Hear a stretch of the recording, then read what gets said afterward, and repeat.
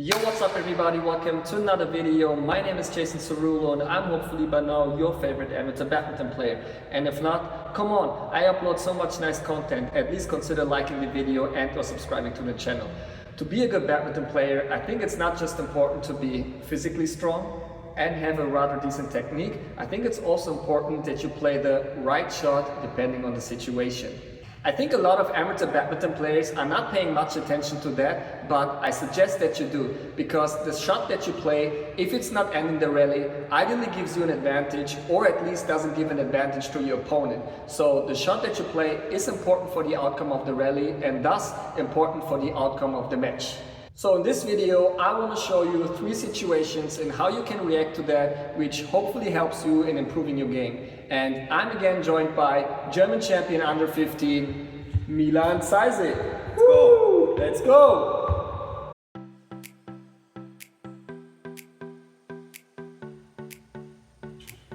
Yeah, and as I told you, always warm up properly.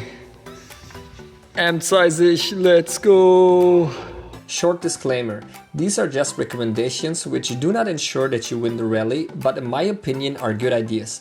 Also, if you do differently, that does not mean that you're doing wrong, but try to understand why a shot is better or worse for the situation.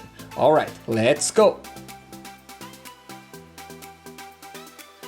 First situation I want to talk about is when your opponent hits from the backcourt an attacking shot to your front or midcourt.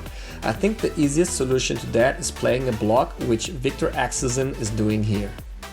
My suggestion is to not play a block which is slow and close to the net. If your opponent is not out of balance and not hitting the shot from all the way back, it is rather easy or intuitive to follow up for the net kill.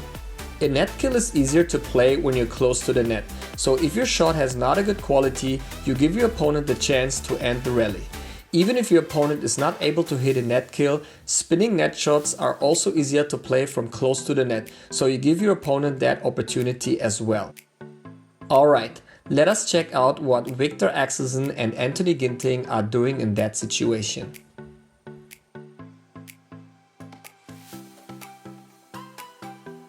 Maybe you noticed, they are playing their blocks with a little bit more speed a little further into the court. Doing so, you avoid the 2 dangerous shots of your opponent I mentioned before.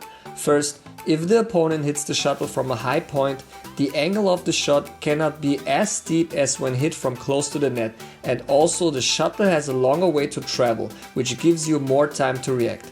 Second, if your opponent plays a net shot, it is usually not with much spin because of the distance to the net, and therefore it is easier for you to react to it.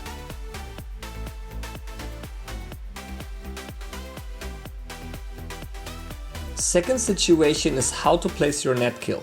If you can, play it as steep as possible, but sometimes, or maybe often, the net kill flies a little into the court, giving your opponent a good chance to return it. That is why I suggest that you do not play it towards the middle of the court, because often your opponent stands there, making it rather easy to return if your net kill does not have much speed. Unfortunately, it is a natural movement. When you follow up for the net kill, you often swing a little towards the middle of your body, because probably you want to put some more power into the shot, making the shuttle fly through the middle of the court. No worries. Professional players are doing it as well, as you can see here, but I suggest to play the shot straight if you can.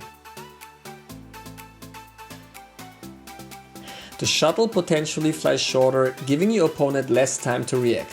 Also, our standard badminton movement is to go back to the middle after a shot, so if you play it a little bit to the sides, your opponent probably has to move to reach the shuttle, making it more difficult to return it.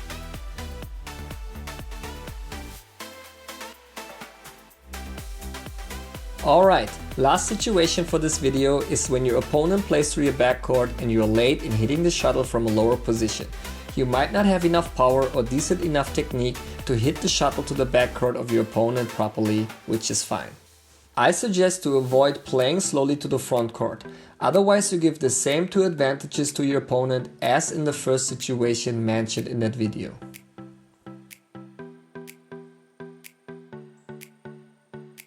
Okay, let us check what Lee Chong-wei and Kento Momota are doing. even though they probably have the power and technique, they are often not playing to the backcourt.